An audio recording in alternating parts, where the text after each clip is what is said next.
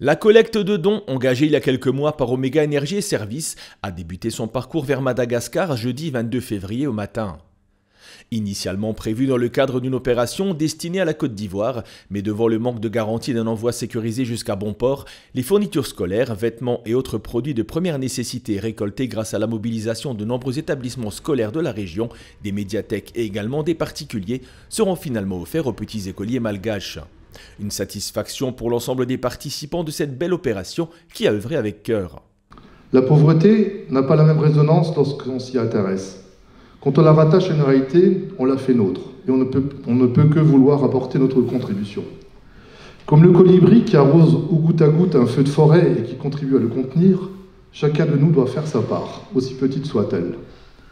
Alors, nous avons demandé aux écoles des livres scolaires réformés, à notre médiathèque des bouquins en rebut, à la population des affaires d'enfants, des habits, et tout est là, maintenant chargé dans le camion.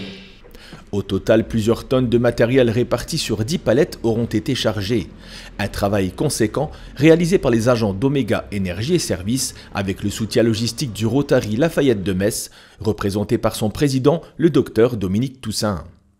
La culture, on s'en rend compte, c'est quelque chose d'absolument nécessaire. C'est quelque chose qui peut apporter une vraie espérance et aussi de la liberté, une vraie autonomie. Donc, ce que nous permettons aujourd'hui, c'est simplement donner à ces enfants qui n'ont évidemment rien, un peu d'espoir, de liberté.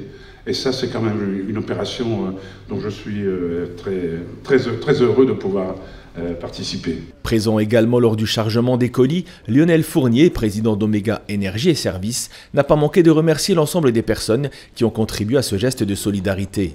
Et je crois que c'est important que les personnels d'Omega, et je les en remercie, leurs directeurs, les personnels et toutes les personnes qui ont été concernées par cette chaîne humaine, d'avoir apporté leur modeste contribution. Et je sais que c'est important, et c'est même très important de développer l'éducation, de développer la formation, la culture, parce que derrière il y a l'espoir et la liberté, comme vous l'avez dit, et un peuple a besoin d'espoir et de liberté, sinon il n'a pas d'avenir. Merci de votre dévouement et de votre abnégation. Merci beaucoup. Après quelques heures de route jusque Dunkerque, le convoi va entreprendre sa grande traversée jusque Madagascar, un trajet entièrement pris en charge par deux autres colibris, les transports Portman et l'UEM.